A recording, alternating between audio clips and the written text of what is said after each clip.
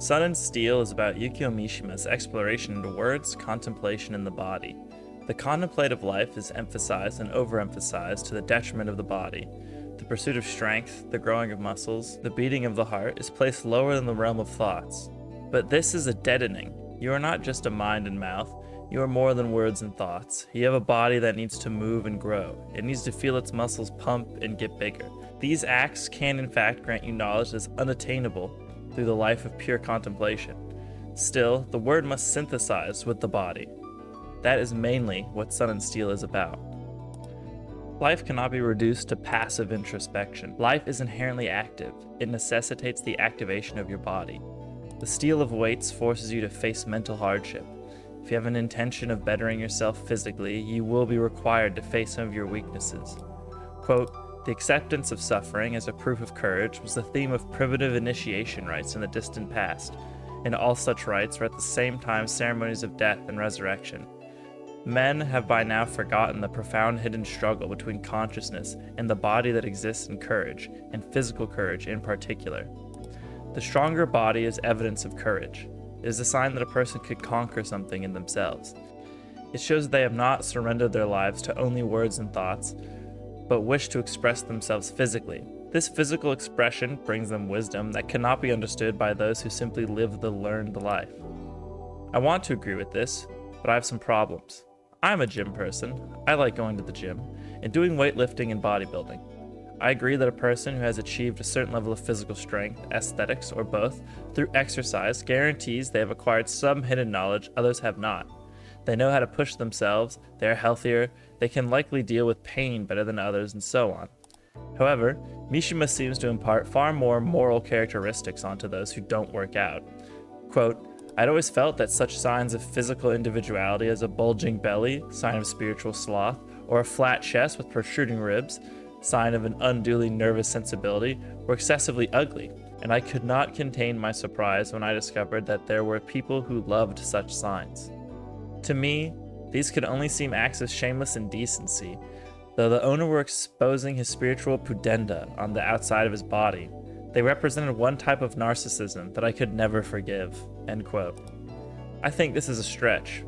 I do have a controversial opinion that the act of being unhealthily overweight or underweight is in fact immoral. However, what is described here is seemingly normal people. Having a flat chest or a slight gut, or someone being attracted to such things, is not an indicator of someone's narcissism. Frankly, if someone has a flat chest or gut but is healthy, then I do not believe it is worth much criticism. While I do believe that working out is always good, so long as you're healthy, working out is highly recommended but not necessary, even if you're depriving yourself of certain knowledge that can only be obtained through working out. Despite Mishima's criticisms of weaker people being lacking, I do agree that the contemplative life is overvalued. Contemplation is not in and of itself a negative. Contemplation is a necessity to grow as a person and to understand the world. However, there seems to be an attempt to reduce people to pure contemplation. Outside contemplation, you're allowed to have friends, but your physical being is rarely emphasized as of an equal or higher good. I have often heard that getting older, you just need to accept that you will get overweight and your body will decay. This is not a truism worth subscribing to. You can in fact maintain health and longevity as you age, but we live in a time when such things are considered of lesser importance. However, Mishima views both the word and action as lacking. The word is purely internal. It does not expand outside yourself. Mishima discusses how his writing, even when published, was a fetishistic internal observation. He was not engaging with the world, but rather only engaging with himself. Words have a, quote, corrosive function, end quote, of eating away at what reality actually is. Quote, "Words are a medium that reduces reality to abstraction for transmission to our reason, and in their power to corrode reality, inevitably lurks the danger that the words themselves will be corroded too." End quote. Words are trash, and will reduce our reality to the point of reducing the words themselves into meaningless garble. Distrust the emphasis on the word. It is tempting, but corrosive to the soul. Muscles then are the opposite. Muscles and action reinstate reality. Quote, "The exercise of muscles elucidates the mysteries that words have made. It was similar to the process of acquiring erotic knowledge. Little by little, I began to understand that feeling behind existence and action." End quote. Exercise brings back existence and releases you from yourself. Working out then takes on the form of being non-individualistic.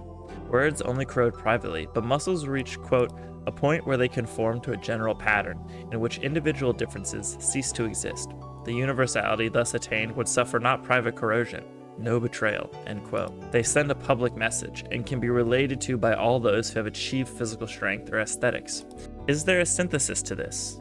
Yes, Mishima claims it's death, but I strongly disagree. Mishima has a big problem in that he is positively obsessed with death.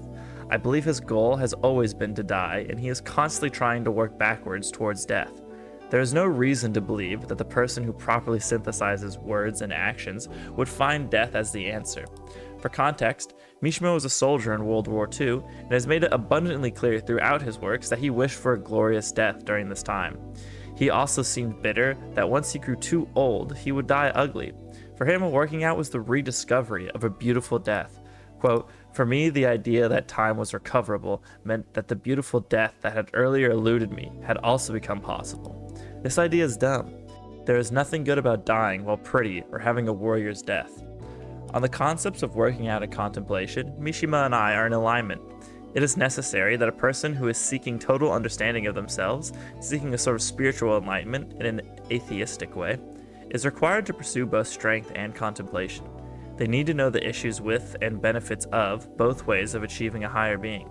The culmination of this higher being is not then death, but the pursuit of perfection. Call me a neo-lib who's been indoctrinated with the Protestant work ethic, but I can see no greater goal than self-perfection. Death is the annihilation of contemplation and strength, not its synthesis. It immaturely throws them away in protest because of insecurity over losing one's beauty. That's really my main problem with Mishima. He is so deeply insecure about his image that it undermines a lot of his rhetoric about how awesome strength is and how he's achieving a higher state of being. But he did commit ritual seppuku while trying to overthrow the Japanese government with his favorite twink by his side, so maybe he really did synthesize words and actions. He clearly wanted to kill himself, and then he did. Anyway, book is alright. I like the ideas of how words and thoughts are cancer, and that lifting heavy shit and going outside is good. Don't kill yourself, don't overthrow the government, don't do weird fascist stuff. I don't know, let's give this book a 6 out of 10. Hey guys, thanks for watching. I plan to keep making more video essays going forward, so make sure to like and subscribe, and have a great rest of your day.